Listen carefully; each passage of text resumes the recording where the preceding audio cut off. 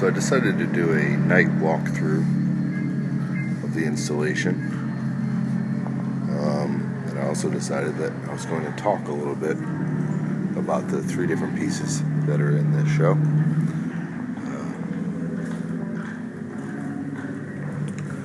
One on the wall here is called the bridge.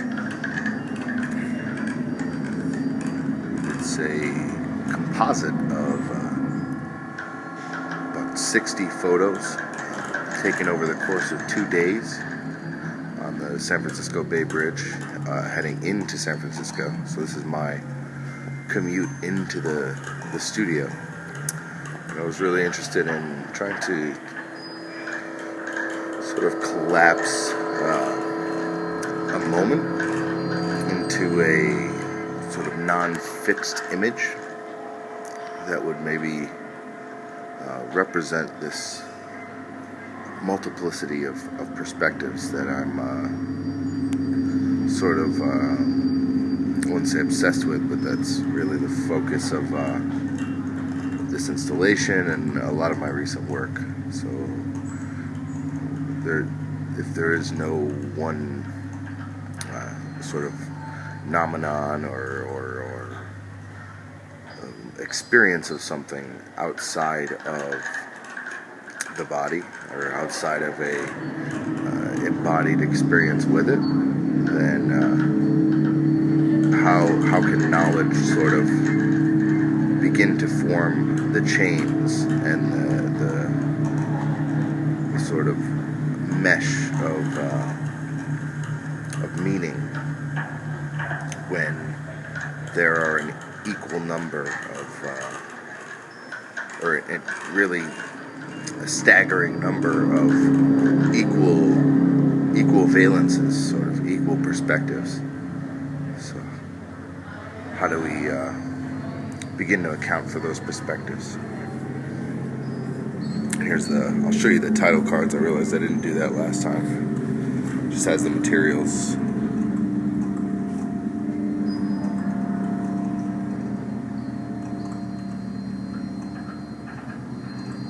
Inkjet print, computer, Photoshop animation.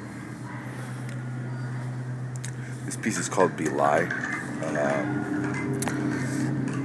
It's essentially a television on a stick, turned upside down, and you have the video test pattern shifting the full phase over the course of 1 minute. So they're on a process amplifier and video editing. There's what's known as a phase shifter, and this is the full cycle of that phase shifter. So every possible color that those color bars could be sort of becomes visible. So the video test pattern is an image that was generated to provide the television with every possibility that it might foreseeably have to present. And that is why it is the test pattern. So my interest in it is really in its sort of relationship to quantum physics, quantum mechanics, in that in the possibility, or in the presence of nothing, there's an equal possibility of everything. So sort of putting everything as creating a protest sign out of everything. And then obviously a lot of the relationship to the television and to those color bars that the viewer is going to bring to the piece, really, and what they're going to bring about the stick, the protest sign, what they're going to bring about that to the piece. And then the extension cords are actually also a part of this piece, Belie. And on the blue extension cord is the definition of the word believe. And on the green extension cord is the definition of the word belie. it's a little difficult to see, but belie is to fail to give a true notion or impression of, or to fail to fulfill or justify. And then we can get over here to the believe.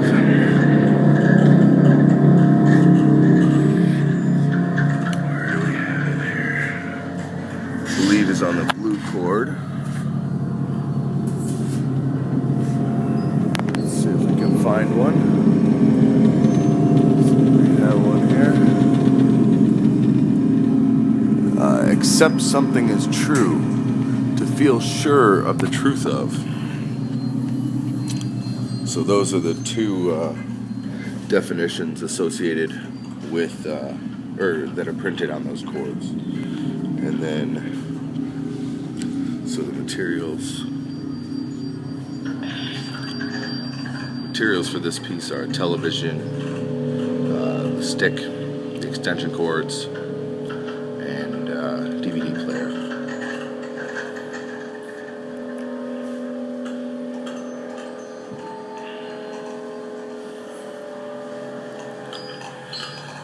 The final piece of the installation is called The House in the Middle.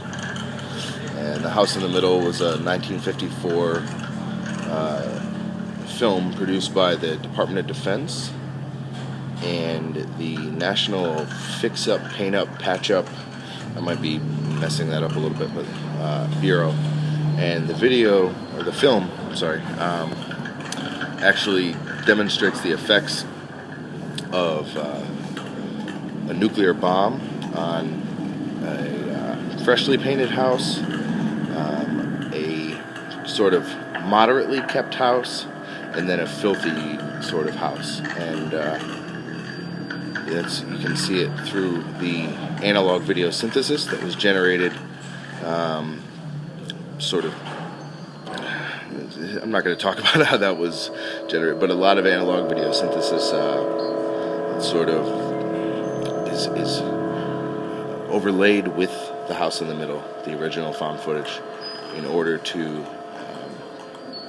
sort of represent it in a mode of secondary abstraction, restage I'll say that the analog video synthesis is essentially a restaging of The House in the Middle, if that makes sense.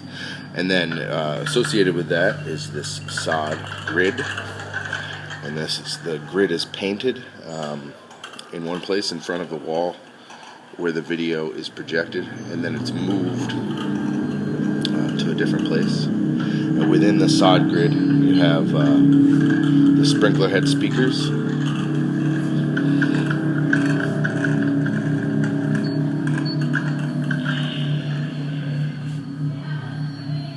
And they are playing 2 channels of a 3-channel audio composition created by contemporary classical composer Jack Horowitz. And I asked Jack to compose the sound with the same sort of aleatoric restaging that I use to create the projection on the wall. And then the shed, corrugated steel component of the piece, was shot with a 12-gauge shotgun, bird shot, in order to give these holes, and some larger shot for the openings where the video comes out. You have red, green, and blue neon inside of the piece.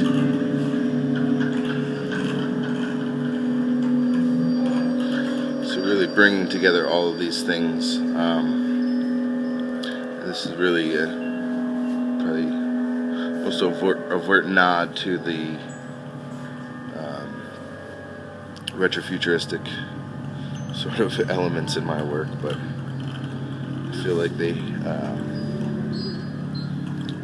still have a lot of weight and importance even if they don't remain at the forefront. So, all right, I think I've given a sufficient walkthrough and talked about everything here. I think a very fitting way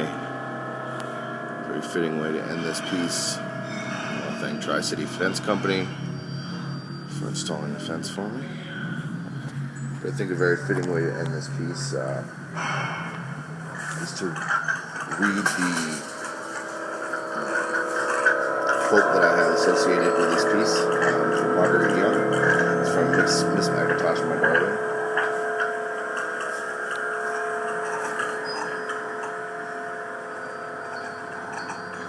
What is the organization of illusion, of memory? Who knew even his own divided heart? Who knew all hearts as his own? Among beings strange to each other, those divided by the long roarings of space, of time, those who have never met or, when they meet, have not recognized as their own the other heart and that heart's weakness, have turned stonily away. Would there not be, in the vision of some omniscient eye, a web of spidery logic, establishing the most secret relationships, deep calling to deep, illuminations of the eternal darkness, recognitions in the night world of Voyager dreams, all barriers dissolving, all souls as one and united. Every heart is the other heart, every soul is the other soul, every face is the other face, the individual is the one illusion.